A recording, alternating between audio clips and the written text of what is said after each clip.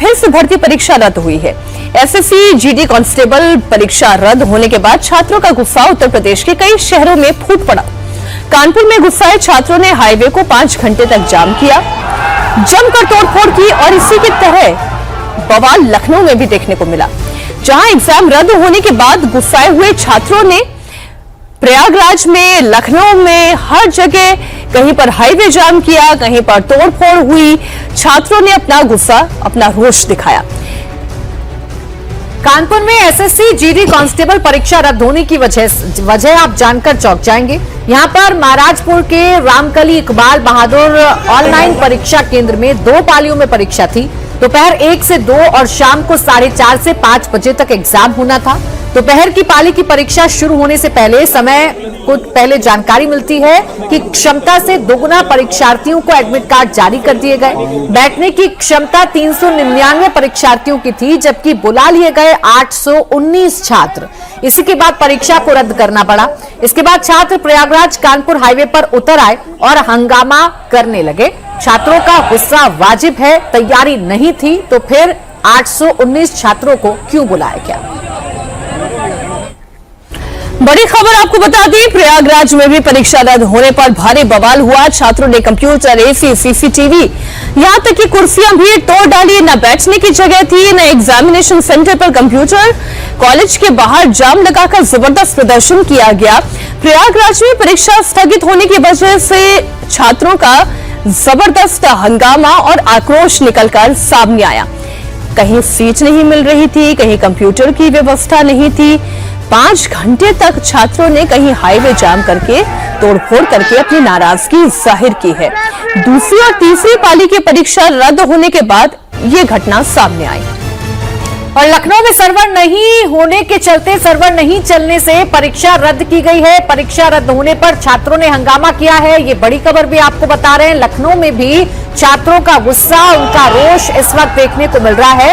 और जानकारी यह है कि सर्वर नहीं होने की वजह से, यानी सर्वर डाउन होने की वजह से परीक्षा को रद्द किया गया, जिसके बाद छात्रों का गुस्सा फूट पड़ा, अभ्यर्थियों का गुस्सा फूट पड़ा है।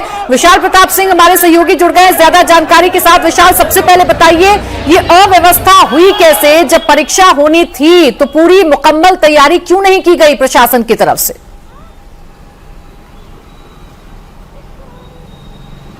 प्राची, यही वो बेसिक सवाल है जिसका जवाब जो अभ्यर्थी कल पूरे उत्तर प्रदेश से एग्जाम देने के लिए अलग अलग सेंटर्स पे पहुंचे थे।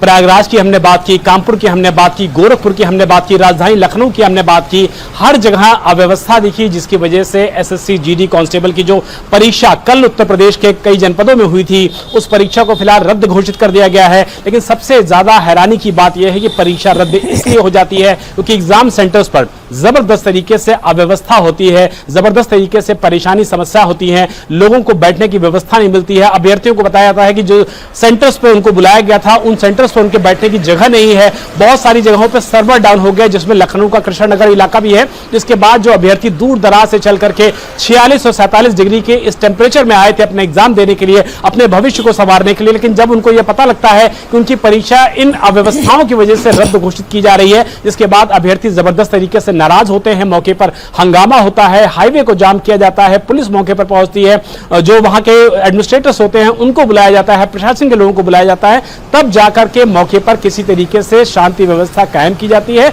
लेकिन अभ्यर्थियों की जो नाराजगी है, जो गुस्सा है, वो बहुत ज्यादा वाजिब इसलिए हो जाती है कि अभ्यर्थी इस बात को बिल्कुल एक्सपेक्ट नहीं कर पा रहे हैं कि उनको एग्जाम देने के लिए बुलाया जाता है। वो बात ठीक है। अब ये जो दूसरी और तीसरी पाली की परीक्षा को रद्द किया गया, अब ये परीक्षा कब करवाई जाएगी? और ये जो बार बार परीक्षाएं कभी रद्द होना, इस तरीके की समस्या से कोई सही तरीका क्या सरकार के पास है, या ये जो परीक्षा कराने वाली बॉडी है उनके पास कोई सही तरीका है? कब ये करवाएंगे इस परीक्षा को?